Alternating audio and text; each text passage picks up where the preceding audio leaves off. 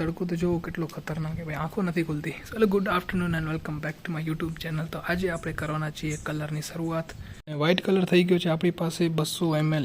એક હું લઈ આવ્યો તો ને એક બીજું કાકા લઈ આવ્યા. કલર હવે જરાક લાઇટ થઈ ગયો હોય ને હવે આપણે પરમિશન મળી કે લગાડવાની, તો હવે આપણે લગાડવાની શરૂઆત કરશું. તો જો આપણે કલર કરવો તો આવો, અને થઈ ગયો એ આવો એકદમ ડાર્ક કલર મલાયો. આપણે વ્હાઇટ મલાયો તેમ છતાં હજી આટલો ડાર્ક છે. કાકા તેમ કહેતા હતા કે હજી હું વ્હાઇટ કલર લેવો નાખી દે. મેં કીધું આવડો ખર્ચો આ ટેબલ આડું કર્યો, એવી ટેબલ VIP નથી. મેં કીધું હાલશે, આ કલર જેવો હશે આપણે ક્યાં ટેબલને ચાટવી હે ને. આમ તો 3 ટેબલ, એક આયરી ને હજી એક પડી. 3 ટેબલ કરવાની આપણે.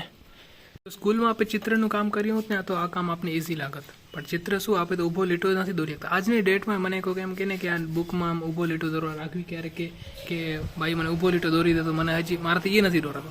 આપણે સ્કેલથી દોરીને તેમ છતાં એ લીટો આડો જ થઈ જાય. ખબર નહીં ચિત્રમાં આપણે એટલા બધા કાચા.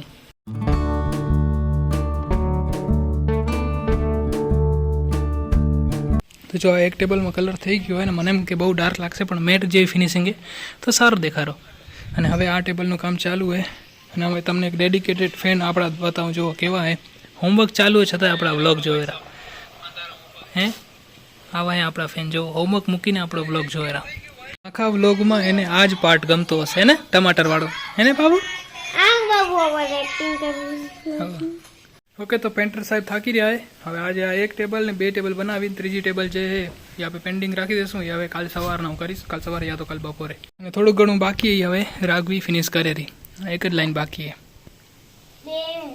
હા 2 હા ભલે. તો જો ગઈકાલે મિટિંગ આ સમાજની અંદર હતી ને આપણી નવરાત્રિ પણ આ આંગણામાં જ રમાશે. તો એકચ્યુઅલી પહેલાં ગ્રાઉન્ડ ને એટલે સુધી જ હતું. આ પછી થોડુંક વધારામાં આવ્યું હતું કે ગ્રાઉન્ડ થોડુંક મોટું થઈ જાય. પહેલાં શું અહીંયા કને 40 જેવું હતું, તો એ પછી આ બ્લોક પાથરીને એકદમ લેવલ કરી નાખ્યું. હવે અહીંયા કને ગરબો રાખશું, વચ્ચે એક મંડપ બાંધીને. તો એવું તો કાંઈક સીન હે થશે, શણગાર થશે, ત્યાં ખબર પડશે કે આ સમાજવાળી કેટલી રૂપાળી લાગેરી. અને બ્લોકમાંથી જરાક ઘાસ નીકળ્યું જો, એને બી કાઢવું પડશે. અગર નહીં કાઢી તો બી હાલશે, રમતા રમતા સાહેબ નીકળી હશે. યા તો પછી આના માથે એક ચાદર પાથરવામાં આવશે, તો સાહેબ ઘાસનો ઇસ્યુ નહીં આવે. તો તમને ખબર હશે તો વીર પસલીના દિવસે અહીંયા કને જ કાર્યક્રમ કર્યો હતો. આપણે અગર બ્લોગ જોતા હશો તો એની અંદર મેં ફૂટેજ લીધી હતી કે અહીંયા કને દાંડસ રાખવામાં આવ્યા હતા, કેમ કે એ સમાજવાળી એક દિવસ માટે આપણે નથી મળી. હવે જો સમાજવાળીનું કામ એકદમ જોરોશોરોથી ચાલુ હોય. તો વીર પસલીના જેમ જ અહીંયા કને નવરાત્રિનો શરદ પૂનમનો કાર્યક્રમ થવાનો હોય. અને આ વર્ષે પહેલીવાર આપણે નવરાત્રિ ટેપમાંથી રમવાના. આમ તો હર સાલ શું વગાડ્યાવાળા આવે. મને સાંભળેલો ત્યાં સુધી કદી આપણે ટેપમાંથી રમ્યા નથી ને આ પહેલીવાર હશે. અને અનુભવ બી લેવા જેવો હશે કે ગીતાબેન રબારી ગાશે, કિંજલબેન દવે આવશે, બધા ટેપમાં તો ઘણા બધા કલાકાર આવશે. તો આપણે એ મોજ લેવાની આ સાલ. તમને બધાને એમ હશે કે આ મેં વ્લોગિંગ જે છે એ હમણાં ચાલુ કર્યું, આ વર્ષે ચાલુ કર્યું. તો એવું નથી. મેં વ્લોગિંગ ચાલુ કરી એ 2017 જી હા 17માં મેં વ્લોગિંગની શરૂઆત કરી હતી. પણ ત્યારે મારા કને વિડીયો બનતા જ નહીં. શું બોલું એ બી ખબર ના પડતી. મને ખબર હે હું ને દીપક પહેલીવાર ધેણોધરનો વિડીયો બનાવવા ગયા હતા. અને આખા વિડીયોની અંદર મેં ઘણી કોશિશ કરી, ઘરેથી બોલવાની ટ્રાય કરી પણ બોલાણું નહીં. પછી અમે આ વચ્ચે આવરું છે આપણો ગંગાજી, ત્યાં આગળ બોલવાની કોશિશ કરી પણ બોલાય જ નહીં મારા કને. આખો વિડીયો અમે પછી ખાલી મ્યુઝિકના અંદર શૂટ કરીને પાછા આવી ગયા હતા. પછી ધીરે ધીરે મેં કોશિશ કરી અને પહેલાં હું હિન્દીમાં વ્લોગ બનાવતો હતો, જેના ટુકડા અહીંયા કને હું મતલબ આ વિડીયોની અંદર એડ કરું હતો. તમે જોઈ લેજો કે મારા જૂના વિડીયોઝ કેવા હે.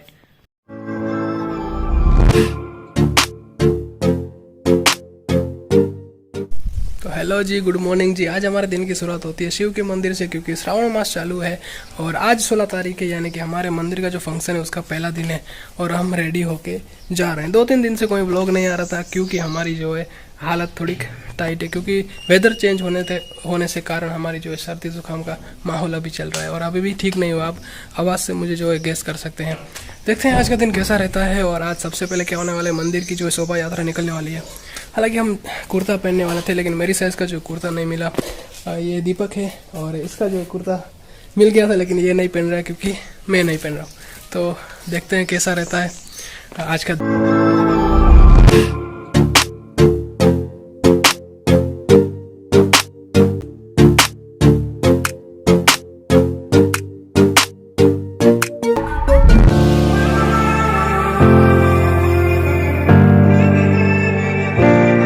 लेकिन आज भी मैंने फिर से वही कपड़े पहने हैं, क्योंकि बारिश में 3 जोड़ी मेरी ऑलरेडी गिरी पड़ी है और कपड़े नहीं है पहनने के लिए, तो यही कपड़े डाल दिए, क्योंकि आज भी गीला होना है। बारिश आज भी चालू है, बूंदाबांदी हल्की हल्की है, लेकिन जो है रास्ते में जाते जाते हम भीग जाते हैं। इसलिए आगे की कहानी हम धीरे धीरे और बयां करते जाएंगे। We are in D Mart right now, D Mart ready we are buying some dishes and glasses for lunch.